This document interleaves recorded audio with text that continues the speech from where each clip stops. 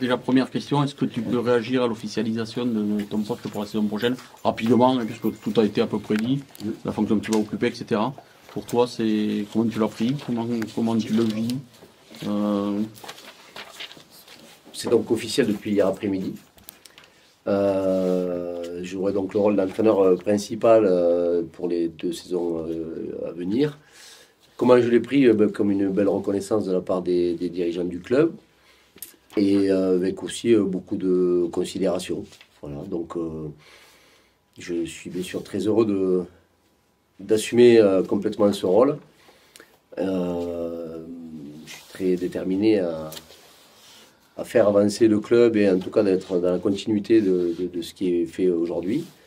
Mais sans aller trop vite non plus, il faut quand même finir la saison qui est en cours, sous la responsabilité de Christian Labitte, puisque c'est quand même encore lui le manager jusqu'au 30 juin.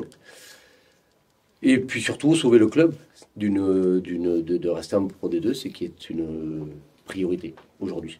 Et ma priorité, en tout cas, enfin la priorité du staff aussi, dans un premier temps. Alors, cette opération sauvetage, ça commence vendredi contre Rouen. J'ai envie de dire qu'elle a même commencé à Grenoble parce que le match nul de Grenoble nous a permis de nous recentrer sur des choses qui nous ressemblent, c'est-à-dire un bel état d'esprit. On n'a pas été spécialement très très bon, mais en tout cas dans ce qu'on recherchait, on a été dans ce qu'on avait demandé aux joueurs, c'est-à-dire beaucoup de solidarité. On a eu une belle défense et puis surtout l'état d'esprit qui colle à la peau de notre équipe et de ce club, c'est-à-dire de rien lâcher. Voilà, à l'image puisqu'elle est là, ça tombe bien, mais de la défense de Pierre sur une action qui nous permet de montrer que jusqu'au bout on ne lâche pas, et c'était plus que le bout, puisque c'était complètement l'angle du terrain qui nous a permis que Grenoble ne marque pas et d'avoir ce match nul. Donc je pense qu'elle a commencé cette idée de maintien à Grenoble. Et puis surtout, il faut confirmer demain contre Rouen, ce qui est chose de capitale. Pour commencer l'année, enfin, ce bloc de 6 avec un moral gonflé à bloc. Ouais, on a tout le temps le moral gonflé à bloc.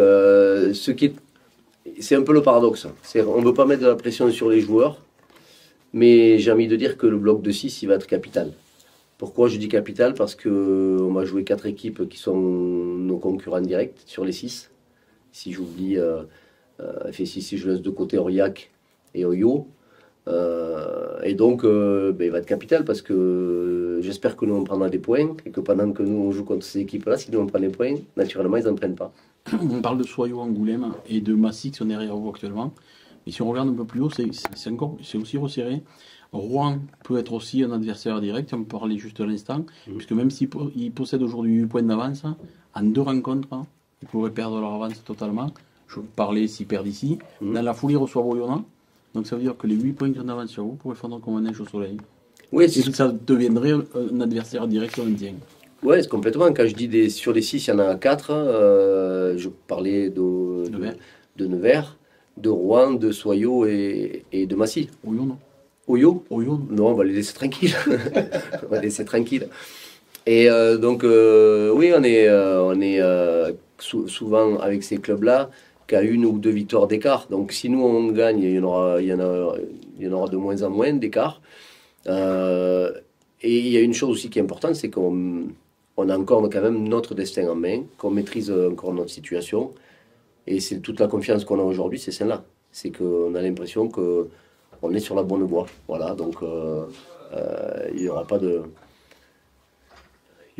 Pour nous, en tout cas, moi, en tant que coach et pour le partage qu'on a avec le staff, on croit fortement au fait que ce bloc-là va nous faire regarder un peu plus vers le haut du tableau.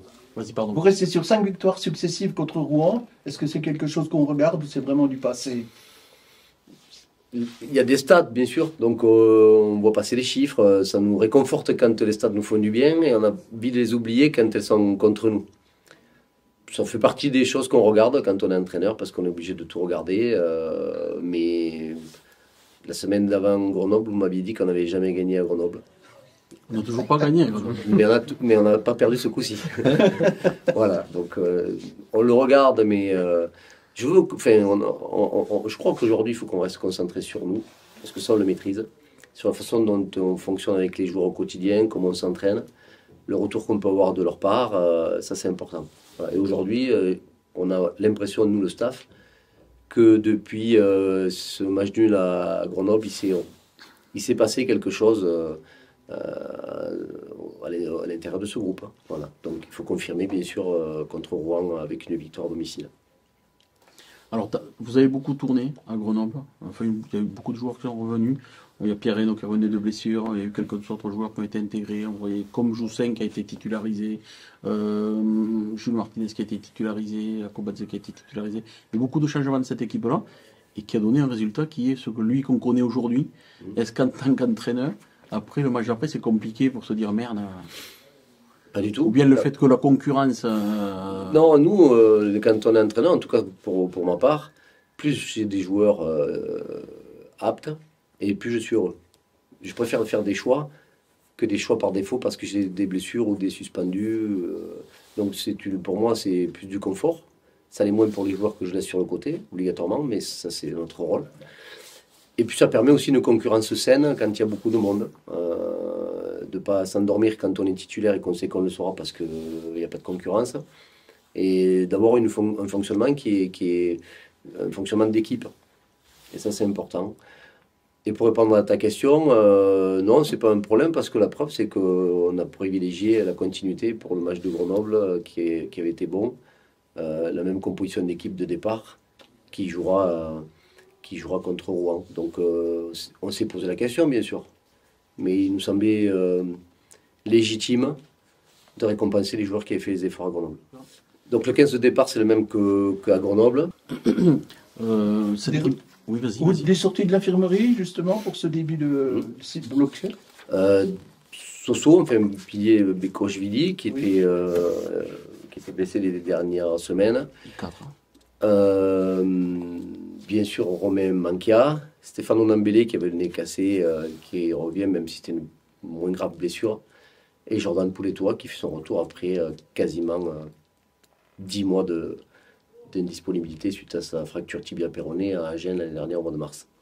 Pierre, tu as repris il y a 15 jours à Grenoble et tu es vaincu avec l'USC. Je n'ai pas gagné un match. Non, mais tu es vaincu. Tous les joueurs ne peuvent pas dire de même. Quelle est ta réaction?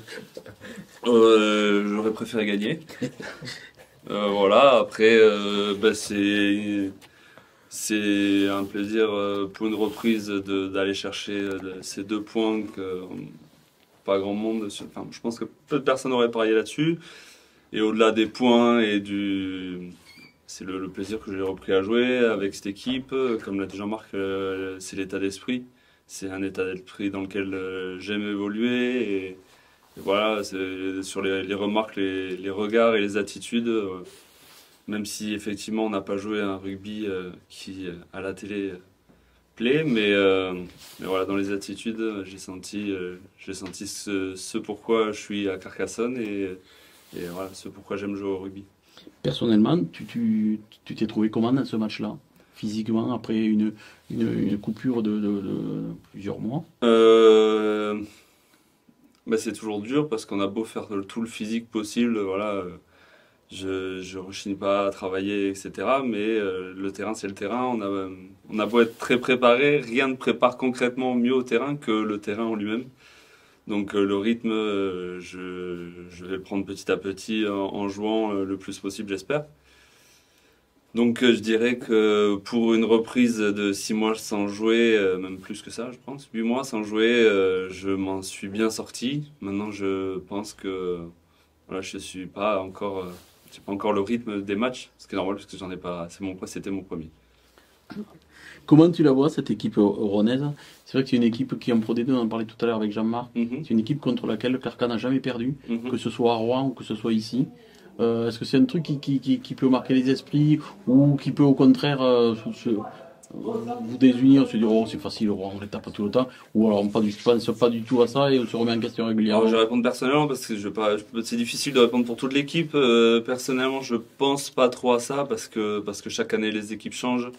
Voilà, l'année dernière, on est qualifié et aujourd'hui on se bat pour ne pas être relégué. Ben voilà, les équipes changent. D'autant que l'année dernière, le match là-bas était dans un climat très particulier. J'en parlais hier.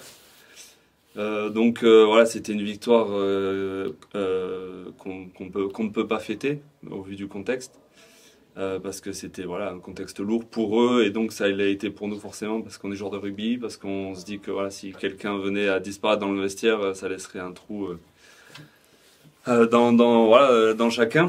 Donc non, on regarde pas que voilà, je savais même pas Carcassonne n'avait jamais gagné à Grenoble, non, jamais gagné à Grenoble et c'est tant mieux, enfin c'est tant mieux de pas le savoir. Donc je préfère même pas me dire que en tout cas, je ne veux pas être la première équipe à perdre contre Rouen, ça c'est sûr.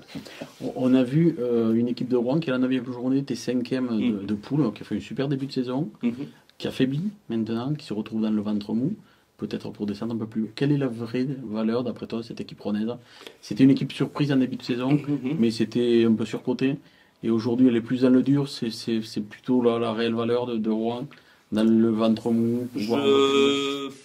Je trouve que cette Pro D2, à part deux clubs qui se détachent foncièrement en termes de niveau de jeu, elle est très équilibrée. Donc, selon l'état de forme, selon l'effectif aussi, je sais que c'est pas un club des plus riches de Pro D2 non plus, qu'ils n'ont pas forcément un gros effectif.